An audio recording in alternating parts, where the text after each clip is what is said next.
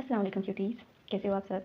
चलिए देखते हैं 2024 का इंग्लिश का क्वेश्चन पेपर जो कि थर्ड लैंग्वेज यानी उर्दू मीडियम के बच्चों के लिए है। तो चलिए देखते हैं इसके आंसर्स। द तो फर्स्ट क्वेश्चन एमसीक्यूज़ में है, 8th क्वेश्चन है, एक मार्क्स के। तो फर्स्ट क्वेश्चन कुछ इस तरह से है, the one word for a small field where animals are kept is. तो आंसर है पैडॉक। तो सेकंड क्वेश्चन है, the word lucky can be written in its opposite form by using the prefix. तो इसका आंसर है अन use करने से lucky जो है वो उसका अपोजिट बन जाएगा जो कि अनलकी हो जाएगा। प्रीफिक्स वो है जिसके आगे कोई वर्ड लगाने से वो वर्ड का मतलब या मीनिंग चेंज हो जाती है। इसमें और एक आता है सफिक्स। सफिक्स यानी अभी लकी के बाद अगर हम अन लगाते तो वो सफिक्स हो जाता, यानी कि कोई एक वर्ड है जिसके बाद अगर कोई वर्ड लगा दें तो वो सफिक्स हो जाएगा। उम्मीद करती हूँ समझ में आ गया होगा। तो नेक्स्ट क्वेश्चन देखते हैं, Ravi saw a tiger, the underline word in the above sentence is. Ravi ने एक टाइगर देखा और रवि अंडरलाइन किया गया है वो वर्ड है रवि। तो वर्ड रवि जो है वो क्या होगा, common noun, proper noun, collective noun, abstractive noun. तो ये क्या होगा, प्रॉपर नॉन। नेक्स्ट क्वेश्चन है, Akshita came dash Mumbai, the correct preposition to be filled in the blank is. From, Akshata came from Mumbai. Next, Manasa went to market, the question that can be frame to get the underlined word as answer is. Who went to market, when did Manasa go to market, when had Manasa gone to market. तो इसका answer है A, who went to market. Next question है, how horrible the animal is, the above sentence can be changed into the assertive sentence as the horrible animal, the animal is horrible, the animal is very horrible, the animal was very horrible, the animal is very horrible। ये assertive sentence बन जाएगा। Next question है, प्रभु is too fat to run, this can be written by removing to and using so that not as। Prabhu was so fat that he cannot run, Prabhu is so fat to run, Prabhu was so fat that he couldn't run, Prabhu is so fat that he cannot run। तो इसका answer होगा Prabhu is so fat that he cannot run। तो next question है, Suhana cooked a sweet dish, the above sentence can be changed into passive form as. A sweet dish is cooked by Suhana, a sweet dish was cooked by Suhana, a sweet dish was being cooked Suhana, a sweet dish is being cooked by Suhana. तो इसका answer B होगा, a sweet dish was cooked by Suhana. तो next question देखते हैं, answer the following questions in sentence each, एक जुमले के जवाब देने के हैं। तो नवा क्वेश्चन है, who was the dear friend of Rakshasa. तो ये तो हर बच्चा लिख सकता है, जिसका आंसर है चंदन दास। तो इसको हमें सेंटेंस में लिखना होगा, जैसे कि हम उर्दू में पूरे जुमले के साथ लिखते हैं उसी तरह लैंग्वेजेस में हर एक मार्क्स के जुमलों को, दो मार्क्स के जुमले के जो आंसर्स होते हैं सबको जुमले में लिखना ज़रूरी होता है। ये अगर कोई पासिंग का बच्चा है, अगर कोई सिर्फ पास होने वाला बच्चा है, तो अगर वो ऐसे चंदन दास लिख के भी छोड़ देगा तो उसको मार्क्स मिल जाएंगे, क्योंकि वो पासिंग वाला है। 1-2 मार्क्स अगर कहीं छूट जाए तो उसको मिल जाएंगे। अगर स्कोरिंग के बच्चे हैं और उन्होंने ऐसे ही चंदन दास लिख के छोड़ दिया तो अब मार्क्स काटते जाएंगे। तो देखते हैं next, who was the dear friend of Rakshasa. तो हम सबको पता है कि Chandan Das was the dear friend of Rakshasa. तो नेक्स्ट क्वेश्चन है, where was the giraffe standing in the zoo, giraffe जू में कहाँ पे खड़ा हुआ था। इसका आंसर है giraffe was shading by a huge shade. तो नेक्स्ट क्वेश्चन है, how many families of Malgudi Days live in Banjarumali. तो मालगुडी डेज की कितनी फैमिलीज बंजारुमली में रहती हैं। तो इसका आंसर है 25। नेक्स्ट क्वेश्चन है, who will be your faithful friend, कौन तुम्हारा फेथफुल फ्रेंड है। तो who will never flatters us. Next question है, हु इज सुचाका। तो सुचाका कौन है, Suchaka is a policeman. Next question, who will perish as per the poet Shri Aurobindo in the poem the tiger and the deer. तो इसका answer है, the mighty will perish as per the poet Shri अरबिंदु in the poem। Next question, who cannot go to sleep in the poem nurse's song। Answer है, children cannot go to sleep in the poem nurse's song। तो nurses song की जो poem है उसमें children जो थे वो सोने के लिए नहीं जा रहे थे। नेक्स्ट क्वेश्चन है, according to Richard Henry Stuart what never comes again in this poem. Richard Henry Stuart के मुताबिक वो क्या है जो वापस नहीं आ सकता। तो वो यूथ है, यानी कि वो जवानी है जो वापस नहीं आ सकती। नेक्स्ट क्वेश्चन, मेन क्वेश्चन है, आंसर द फॉलोइंग क्वेश्चन इन 2 और 3 सेंटेंसेस ईच। तो नेक्स्ट क्वेश्चन क्या होगा, 2 मार्क्स का होगा, जिसके यानी कि 2 जुमलों में आंसर देने होंगे। 17th क्वेश्चन है, electricity supplied only at night in Banjarumali why. Banjarumali में इलेक्ट्रिसिटी सिर्फ रात में मिलती थी, क्यों। क्योंकि the power supply only at night in Banjarumali, because the youth and children may waste time watching television, so did not supply power during the day. Next question है, What did Gopi write about camels and mother elephant। Gopi camels और mother elephant के बारे में क्या लिखता है। The camels were very ugly but they looked kind and good. जो camels थे वो दिखने में बदसूरत थे लेकिन बहुत रहमदिल और अच्छे लग रहे थे। The mother elephant was looking sad, जो मदर एलिफेंट थी वो कुछ सैड लग रही थी। Because the baby elephant was rocking through it's chained legs. Mother elephant sad थी क्योंकि उसकी जो बेबी एलिफेंट थी, उसका जो बच्चा था वो चैन से बंधा हुआ था। Next question, what made Lata Mangeshkar act in Hindi and Marathi films in her early age. Lata Mangeshkar ji को छोटी एज में हिंदी और मराठी की फिल्मों में क्यों काम करना पड़ा। लता मंगेशकर जी फादर डाइड इन 1942। तो इनके पिता जो थे उनका इंतकाल हो चुका था 1942 में। The oneness of being the bread winner of family fell on Lata. तो लता के ऊपर ये जिम्मेदारी आ गई थी कि वो अपनी फैमिली की देखभाल कर सकें। She acted in as many as 8 films in Hindi and Marathi. तो उन्होंने हिंदी और मराठी की 8 फिल्मों में काम किया। नेक्स्ट है, how did the king react when he saw the ring. तो रिंग को देखकर जो राजा था उसने किस तरह से एक्ट किया। तो इसका आंसर है when chief shot the ring to the king broke down for a movement, he remembered somebody he loved, he give a bracelet as a reward. तो पहले तो राजा शॉक हो गया, फिर उसे रिंग के मुताबिक जो शख्स था वो याद आया, उसने उस रिंग के बदले में उस आदमी को एक ब्रेसलेट रिवॉर्ड में दिया, यानी कि इनाम में दिया। नेक्स्ट क्वेश्चन है what role does a tree play for a creature blithe with song? The tree is a source of happiness. It provides us an unending comfort. The tree gives a fresh reality, beauty and shelter to many creatures on the earth. जो tree है वो happiness का एक source है। ये जो है हमें अनएंडिंग कंफर्ट देती है जो कि कभी खत्म नहीं होती। जो ट्री है वो बहुत सारे क्रिएचर्स को शेल्टर देती है। नेक्स्ट 22वां क्वेश्चन है what are the things we lose when youth departs? अगर जवानी के चले जाने के बाद वो कौन सी चीज़ें हैं जिनको हम खो देते हैं? तो आंसर है we lose strength and dreams when youth departs. सबसे पहले तो हम ताकत और ड्रीम्स को खो देते हैं। We lose charm and other sweet things, हम अपने चेहरे की चमक खो देते हैं और बहुत सारी खूबसूरत खूबसूरत चीज़ें खो देते हैं। We lose happiness, courage and joy, हम अपनी खुशी और वो हिम्मत और वो जो जॉय था उसको खो देते हैं। नेक्स्ट क्वेश्चन है how does Raja ji teach a lesson in discipline to his young ADC?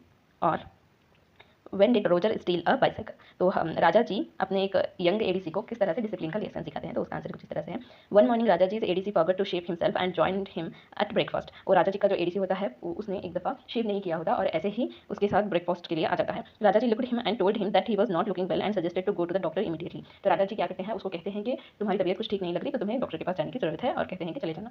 The young ADC went to his room and saw himself in mirror. Then he realized that he had not shaved that morning. तो young ADC जो रहता है वो अपने room में जाके आईने के सामने खड़ के खुद को देखता है तो तब उसको रियलाइज़ होता है कि उसने आज सुबह शेव नहीं किया। तो इस तरह से राजा जी जो है उसको डिसिप्लिन का लेसन सिखाते हैं। जो नेक्स्ट क्वेश्चन था when did Roger steal a bicycle? उसका आंसर है Roger Johnson was still 30 kilometre away from his base in Polebrook. It was midnight and there might be a morning bomb run. He realized he would never make it. He saw a rusty bicycle and rode away in a hurry to reach base on time. जो Roger Johnson है उसने bicycle कब चुराई, ये question है। तो इसका answer है कि रॉजर जॉनसन जो था वो अपने बेस से यानी कि आर्मी बेस जो होता है उससे 30 किलोमीटर अवे था, यानी कि 30 किलोमीटर दूर था और सुबह जो है वो बॉम्बिंग करने का दिन था। तो उसको रियलाइज़ हो जाता है कि मैं सुबह तक उस आर्मी बेस तक नहीं पहुँच पाऊंगा, तो इसलिए उसकी नज़र जो है एक बाइसाइकिल पर जाती है और वो उसको उठा के चला जाता है। तो इस तरह से वो बाइसाइकिल को चला लेता है। नेक्स्ट क्वेश्चन है what did M G Menon's leather pouch contain? तो एम जी मेनॉन के लेदर पाउच जो था उसमें क्या क्या था? या फिर how did Uttam Tupe help in the upliftment of women and girls? Uttam Tupe जो है उसने वुमेन और गर्ल्स के अपलिफ्टमेंट के लिए क्या किया? तो एम जी मेनॉन का जो आंसर था M G Menon lost his black pouch in auto rickshaw. M G Menon का जो पाउच था वो ऑटो रिक्शा में खो गया था जिसमें 560 रुपीज़ थे, an important medical prescription and duplicate keys of his apartment. तो उसमें 560 रुपीज़ कैश था, इंपॉर्टेंट मेडिकल प्रिस्क्रिप्शन थे, दवाइयाँ थी और उसकी बिल्स या रिसिप्ट थी और डुप्लीकेट कीज थी उसके घर की। तो जो नेक्स्ट क्वेश्चन था how did Uttam to pay help in upliftment of women and girls? तो उसका आंसर है he arrange the marriage of a devadasi called Jagan with an educated youth. उसने एक देवदासी की मैरिज कराई एक यंग एजुकेटेड यूथ के साथ। More than a dozen women to get marry without dowry and paid for the education of girl in his neighbourhood. तो उसके आसपास जो बहुत सारी लड़कियां थी जो डाउरी नहीं दे सकती थी, यानी कि जो दहेज नहीं दे सकती थी और जो मैरी को अफोर्ड नहीं कर सकती थी, यानी कि शादी को अफोर्ड नहीं कर सकती थी। तो ऐसे बहुत सारे लड़कियों की उन्होंने अच्छी जगह शादी करा के वुमेन और गर्ल्स के अपलिफ्टमेंट के लिए मदद की। तो next time main question number 4 answer the following question in 4 or few sentences each. तो 25वां क्वेश्चन है write the summary of the poem autumn song की समरी लिखनी है। और में क्वेश्चन है write the substance of the poem prayer for the dumb creature. तो सबसे पहले अटमन सॉन्ग के देखते हैं। तो एक क्वेश्चन है 3 मार्क्स के लिए, तो 6 पॉइंट्स इनफ होते हैं, तो इसलिए मैंने 6 पॉइंट्स लिखे हैं ताकि आप इतना ही याद कर सको। तो आंसर है autumn song is written by Sarojini Naidu. Autumn song जो है वो सरोजिनी नायडू ने लिखा है। The poet is compares the joy in the heart of sorrow to the sunset behind the clouds. Poets जो है उन्होंने कंपेयर किया है कि जिस तरह बादलों के पीछे सूरज छुप जाता है उसी तरह खुशी होती है वो गम के पीछे छुप जाती है। She describes how the wild windy breeze takes away the delicate bunch of wheat and leaves. तो वो देखती हैं कि कैसी एक ज़ोरदार हवा जो है दरख्तों के पत्तों को और गेहूं की जो खेतियां होती हैं उनके दानों को ज़ोरदार हवा जो है वो उजाड़ देती है या गिरा देती है। और ये देखकर वो बहुत सैड और अलोन फील करती हैं। हर dreams have gone like fluttering leaves. जिस तरह से जोरदार की हवा चलने की वजह से दरख्तों की जो पत्ते होते हैं वो गिर जाते हैं, तो उसी तरह से इनके भी जो ड्रीम्स थे वो गिर गए थे या चले गए थे। She is very optimistic and not ready to stay behind and wants to move forward in life. और कहती हैं कि अब मैं पीछे नहीं रहना चाहती, अब मुझे लाइफ में आगे बढ़ जाना चाहिए। तो और में जो क्वेश्चन है प्रेयर फॉर द डम क्रिएचर्स की समरी था, तो उसके भी 6 पॉइंट्स यहाँ पे लिखे हुए हैं, 6 से 8 पॉइंट्स। तो देखते हैं prayer for dumb creature is written by G E. Godrich. तो ये dumb creature prayer for dumb creature जो पोएम है उसे जी.ई. गॉडरिच ने लिखा हुआ है।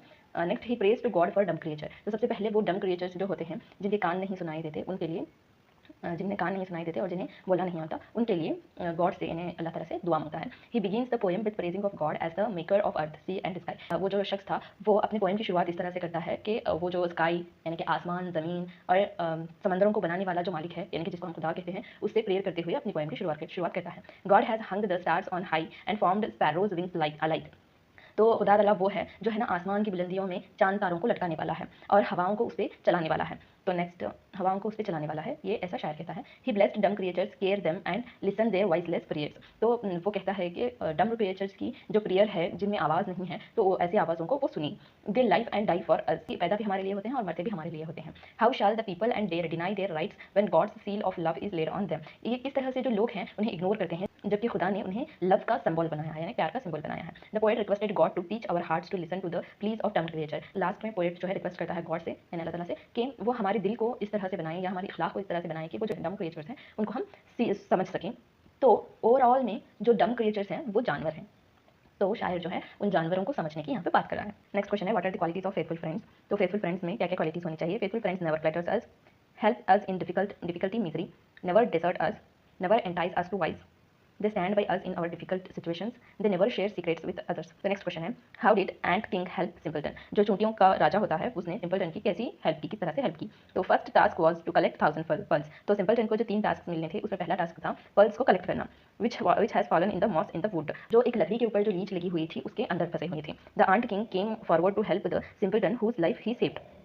जो सिंपलटन ने जो चोटियों की मदद की थी उनके घर न गिराने के लिए अपने भाइयों से रिक्वेस्ट की थी। तो वो सिंपलटन की उस हेल्प की वजह से जो एंट किंग है, जो चोटियों का राजा है, वो सिंपलटन की मदद के लिए आता है।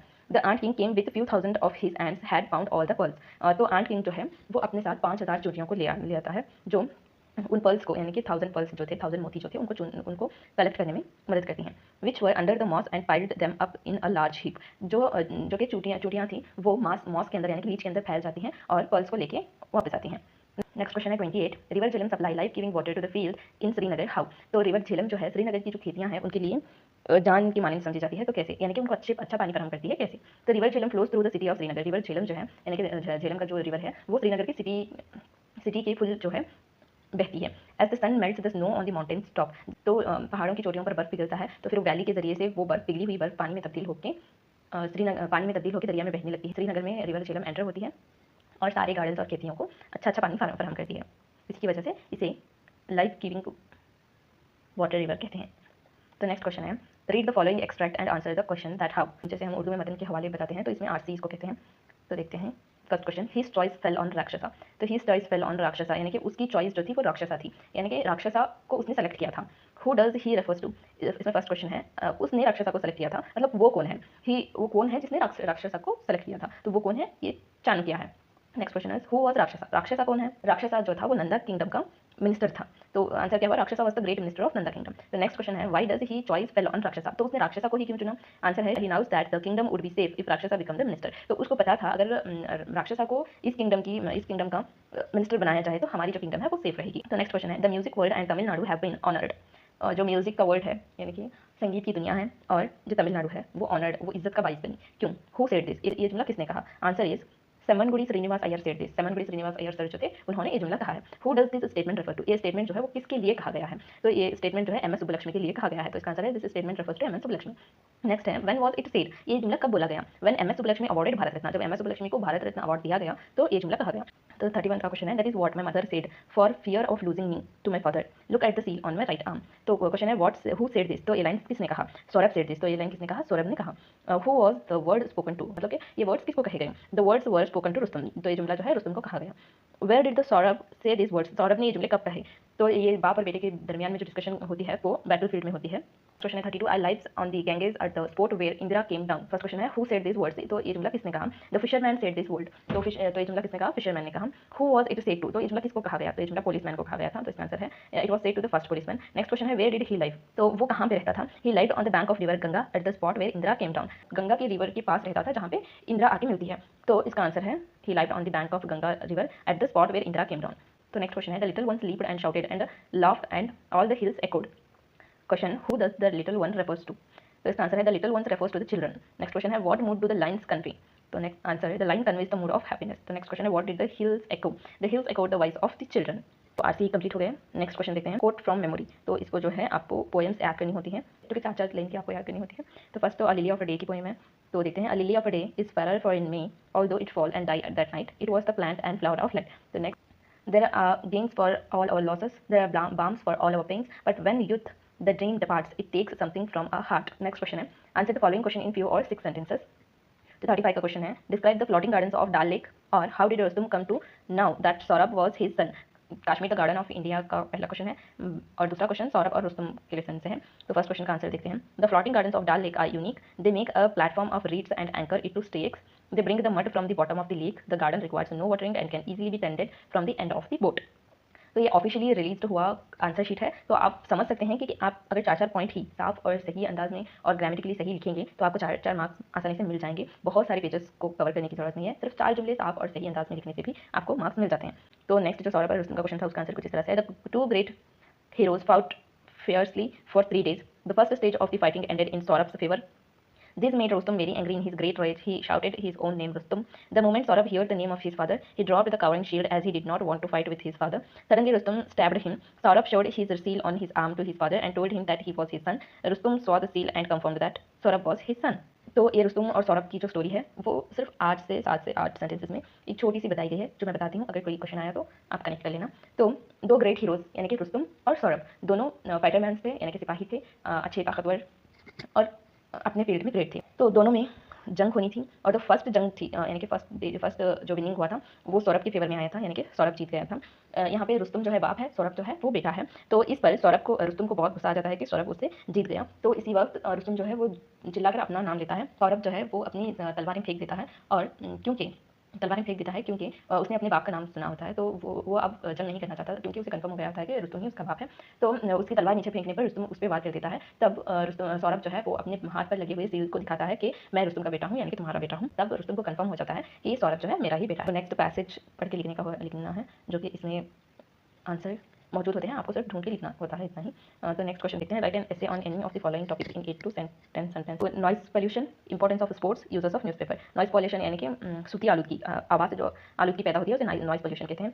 तो उसके बारे में लिखना है। तो इन्होंने इंस्ट्रक्शन भी दिए हैं कि किस तरह से लिखना है आपको 4 मार्क्स के लिए। पहले तो इंट्रोडक्शन समझी लिखनी है, डेवलपमेंट और कंक्लूजन लिखना है, और सेंटेंसेस जो है ग्रामेटिकली करेक्ट होनी चाहिए। तो आप शॉर्ट एंड स्वीट में बहुत अच्छी तरीके से लिख सकते हैं। नेक्स्ट है इंपॉर्टेंस ऑफ स्पोर्ट्स। स्पोर्ट्स की 4 इंपॉर्टेंस है, उसको लिखना है, क्या अहमियत है। यूजर्स ऑफ न्यूज़पेपर की यूजर्स पर आपको कैसे लिखना है। तो नेक्स्ट देखते हैं लेटर लिखना है। आपको बहुत प्रैक्टिस कराया जाता है लेटर के बारे में, तो आपको आता होगा। अगर नहीं आता तो कमेंट ज़रूर कर देना, आपके लिए बहुत वक्त है इस एग्ज़ाम की तैयारी के लिए। तो अगर आपने कमेंट किया तो मैं ज़रूर इसको सॉल्व करूँगी, आपको मैं ऐसे भी समझा दूँगी और लेटर भी समझा दूँगी। उम्मीद करती हूँ आपको समझ में आया होगा। अगर कुछ नहीं समझ में आया तो ज़रूर पूछ लेना।